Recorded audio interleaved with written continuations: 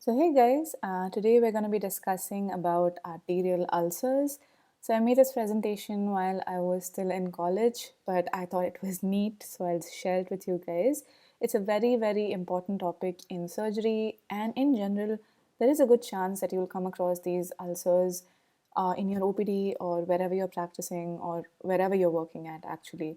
So there are many types of ulcers: venous, arterial, pressure ulcers, and everything else. But today we are going to be exclusively discussing arterial ulcers. So let's start with a case presentation. So here we're going to talk about Mr. Money, who is a 58-year-old shopkeeper who's got an ulcer on his left foot for the past 2 weeks, and he also has pain in the left foot for the past 2 weeks. He was apparently normal before these 2 weeks, after which he spontaneously developed an ulcer on the dorsum of the foot. So here it's very important to notice the location, which is the dorsum. So this itself gives you a lot of hint about what this might be suggestive of. Okay, this itself gives you a kind of like an idea what this ulcer might be. So the pain, we ask the usual history, which is the Socrates, the site, onset, character, radiation, the associated symptoms, the time when it occurs, and all of that stuff. So never forget Socrates. So this type, the type of pain he has is sharp. It's worse at night. It's exacerbated by walking, relieved by hanging the foot over the edge of the bed, and there is history of pain in the calves when he walks too fast, which we can also call claudication, which is very characteristic of arterial pathology. There is no history of trauma and there is no history of itching and numbness. So from his past history, we know that he's a diabetic for the past 5 years and he's on regular medication, which is usual like metformin, gliclazide, simvastatin, ramipril, aspirin, the regulars. And personal history, we know that he's a smoker for the past 10 years and he smokes 2 packs a day, but he doesn't drink alcohol. On examination, we see that he is moderately built. We check his pickle, that's pallor, icterus, cyanosis, clubbing, lymphadenopathy, and pedal edema. And we find that he has no pallor, icterus, cyanosis, or clubbing. There are two firm, tender left inguinal lymph nodes palpable. And there is non pitting pedal edema of the left leg. Then again, we're looking at some findings of his, especially the non pitting pedal edema and the palpable lymph nodes. So vitals, he is afebrile, his BP seems all right, pulse rate is in a good range, and respiratory rate is normal. So on the local examination of the foot, here we can see Mr. Money's foot. There is an ulcer which is present on the dorsum of the foot, which is about 5 into 3 centimeters above the second and the third metatarsals. It's round, it's called well defined margins and punched out edges. And this is another characteristic finding that we find in arterial ulcers. So the floor is thin, there is granulation tissue, and the surrounding skin, as you can see, there's a blackish discoloration, which is never a good sign.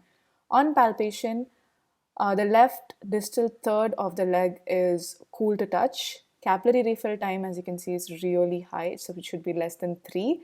And the dorsalis pedis and the posterior tibial pulses are not palpable. Berger's test is positive. There is no loss of sensation and no bruit. We'll be coming to Berger's test a bit later. Systemic examination, there is no significant finding systemically.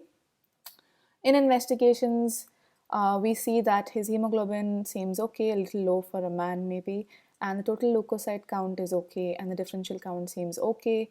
The HbA1c is very high, so we need to obviously get that into control. And in the urine routine, there is sugar detected. Blood sugar, as you can see, is pretty uncontrolled with a fasting of 180 and a postprandial of 326. Blood urea is 46 and the serum creatinine is 1.2, which is okay. RFT seems okay. Lipid profile seems okay, except for, okay, triglycerides seem a bit high, but okay. LDL is also a little high. And then ECG is within normal limit. Chest x-ray seems normal. And swab culture and sensitivity, we send a swab for culture and sensitivity. And the ankle brachial pressure index, which we'll come across later, is 0.4.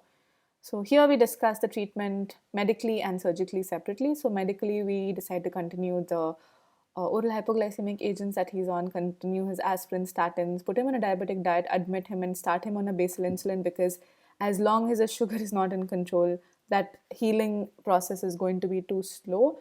Then we start him on some parenteral antibiotics and analgesics to reduce the pain. We have to dress the ulcer, revascularize, because as you saw in that photo, there is a clear necrosed area, and then we have to revascularize the area by endarterectomy, stenting, or bypass. So let's come into the discussion of this, starting with what is an arterial ulcer. So, an arterial ulcer is also called an arterial insufficiency ulcer. It's caused by poor perfusion to the lower extremities, which leads to tissue necrosis or ulceration. So, this is very, very commonly caused by peripheral arterial disease and poor peripheral circulation. So, the main cause of arterial ulcers are usually peripheral vascular disease, like we discussed, for example, Buerger's and Raynaud's. It can be due to diabetes mellitus, atherosclerosis. These are the three main causes. Apart from that, it can be due to an increased age, any kind of trauma, vasculitis, renal failure, high blood pressure, arteriosclerosis, or limited joint mobility. So, how is this ulcer formed? There is poor blood supply to a certain area, especially extremities where there are end arteries. So, lower extremities usually, so there will be limb ischemia, which leads to that overlying skin and tissue being deprived of oxygen, which ultimately leads to tissue death and formation of an open wound. And due to the lack of blood supply, there is the formation of a non healing ulcer. Coming to the very, very important six P's of acute limb ischemia, that is pain, pallor, paralysis, paresthesia, pulselessness, and poikilothermia. Critical limb ischemia is something we need to define to differentiate it from ischemia, because this, as the name suggests, is critical and it needs intervention ASAP. So, persisting recurring ischemic rest pain for 2 weeks. That means even while the patient is at rest, there is pain in the leg, which is there for the past 2 weeks. Or if he's required analgesics for more than 2 weeks for the pain, or if there's ulceration or gangrene, like we saw in Mr. Money. Ankle systolic pressure of less than 50 millimeters of mercury, or toe systolic pressure of less than 30 millimeters of mercury. So, the main clinical feature of an arterial ulcer is pain. So, pain is the main symptom, and the second main symptom is intermittent claudication. Intermittent claudication is defined as a cramp like pain which is felt in the muscles, that is, brought on by walking. It's not present on taking the first step, and it is relieved by standing still. We can call it intermittent claudication only if it meets these three criteria. So, it's brought on by walking, it's not present on taking the first step, and it is relieved by standing still. So, Boyd's classification of intermittent claudication is, he classified into 4 grades. Grade 1 is when it's relieved on continued walking. Grade 2 is the patient walks in pain. Grade 3 is it's paining so much that he's compelled to take rest. Grade 4 is pain even at rest. So these are the degrees of intermittent claudication. So these are the common sites where intermittent claudication pain can occur. As you can see, 60% is due to upper two-third calf claudication, and rest of the 30% is buttock and hip claudication. This can lead to something called Lerich's syndrome. This is an important MCQ, or impotence because of lack of blood supply to this aorta and common iliac artery. So another feature is rest pain. So what is rest pain? It occurs when the limb is at rest. It's felt in the foot. It's exacerbated by lying down and elevation of the foot. So this is very characteristic. The pain increases when you elevate the foot. It is worse at night, one of the most important characteristics that you can see, and it may be lessened by hanging the foot or sleeping in the chair. If you saw in our history, we'll go back here, you'll realize that in his history we had asked all these questions, and it was very, very relevant that time. So see, Mr. Money's pain was sharp, it was worse at night, it's exacerbated by walking and relieved by hanging the foot over the edge of the bed. And he also had history of pain in the calves when he walks too fast. That itself is very characteristic of the arterial pain that we are discussing here. And yeah, like I said, it's a very painful ulcer. So Money had pain, and his pain was also lessened by hanging the foot off the bed, as we saw earlier. So other ischemic changes minus the 6 P's can be trophic changes and subcutaneous fat loss. As you can see here, it's become very thin, the foot. There can be muscle wasting, loss of hair, fissuring of the nails, associated gangrene, poor venous filling, dependent rubor. As you can see, compare this foot to this foot. This happens in very advanced stage of arterial insufficiency. There can be dependent rubor, cyanosis, and edema. These three are signs of advanced ischemia. So there's another classification that is Fontaine's classification of arterial ischemia. That is, Fontaine classified into 4 stages. He divided stage 2 into 2A and 2B. So stage 1 is asymptomatic, incomplete blood vessel occlusion. Stage 2 is mild claudication, pain in the limb. Stage 2A is claudication at a distance greater than 200 meters. Stage 2B is less than 200 meters, he's having claudication. Stage 3 is rest pain. And stage 4 is necrosis or gangrene of the limb. So these are the two classifications that you'll have to remember for claudication. I mean, it is quite a common thing questioned by examiners as well. That is Boyd's classification and Fontaine's classification. So this is an example of what a dry gangrene of the toe looks like. This is a wet gangrene. As you can see, it is less demarcated, and this is an arterial ulcer over the lower leg. So arterial ulcers usually happen over the dorsum of the foot. That's a very important location. Examination of an arterial ulcer, like we saw in Mr. Mani's foot, the site is usually below the medial malleolus on the anterior and outer aspect of the leg, between the toes, or sometimes even dorsum of the foot. So above the medial malleolus or lateral, above the malleoli area, we normally would expect a venous ulcer to come over there. So if it's below, we should think of arterial. So shape, it's usually round. Its margins, it has well-defined margin and it has punched out edges. As you can see this, it looks like someone has literally punched this wound down. So yeah, the floor, sometimes it's so eroded because of the necrosis that the tendons, bone, or the underlying joint may be exposed, and there might be minimal granulation tissue. The surrounding skin, like we discussed, there will be those 6Ps and those additional signs of blood loss. That is, it can be shiny and taut, and there will be signs of necrosis and gangrene. Like this one, you can clearly see that it's gangrenous. So on palpation, we should always check the temperature with the back of our hand in the surrounding area, not over the wound. Never ever touch the wound when you're examining it with your hand. And always remove your glove when you're going to check for the temperature. So capillary refill may be prolonged. In his case, it was 10 seconds, which is a lot. It should be less than 3 seconds, like we discussed. Peripheral pulses we should feel for, and Berger's test. So here, when we raise the foot to about 60 to 90 degrees, in a normal individual, there should be no pallor, because in a normal individual, that movement against gravity should actually be compensated by the body and all the blood shouldn't rush down. But in a patient with peripheral arterial disease, there will be intense pallor, especially after 15 to 30 seconds. And after that, when you hang the foot down, there is sudden return of the color on the distal edge of the foot, which is called reactive hyperemia. And this loss of pallor on elevation and sudden return of redness while hanging the foot down is only a positive Berger's test. And then we should check for bruit in the proximal leg arteries. If there's a bruit, that means there is some block of artery somewhere, some kind of atherosclerosis at some level of that artery.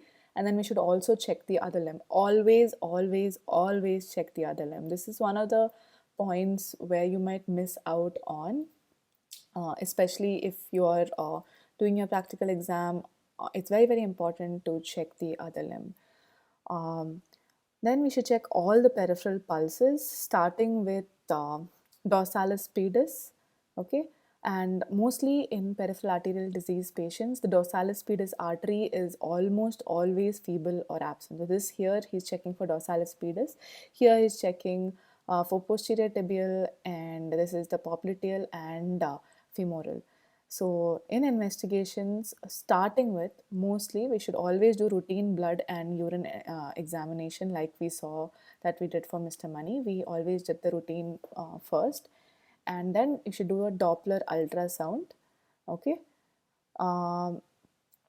And then we should always check for the ankle brachial pressure index. And for Mr. Mani, if you remember, it was 0.4. So less than 0.9 is itself considered abnormal. So ABPI of the leg is basically the pressure of the leg divided by the pressure of the arm. So this we don't need to go into the detail of it, but anything less than 5 is uh, a poor indicator of a non-healing ulcer. I mean, it should be always more than zero point 0.9. 0.5 to zero point 0.9 is okay, like it's still borderline, and below 5 is very, very poor. Okay, moving on, the toe brachial pressure index. TBI values are more accurate when ABI values cannot be calculated. For some reason, if his ankle brachial index cannot be calculated, or if he's already got vasculopathy, you can check for the toe. And less than 7 of TBI is considered diagnostic for a lower extremity peripheral arterial disease. Here we can also do duplex scanning, where it's non-invasive, again like these other two tests that we discussed. The Doppler shift is obtained using a B mode ultrasound. This is just an MCQ, what source it uses, and it's color coded as you can see here. There will be audible sound with normal flow, and if there is any kind of blockage or atherosclerosis or stenosis, there will be turbulence in in the sound, and there will be absent sound in complete block.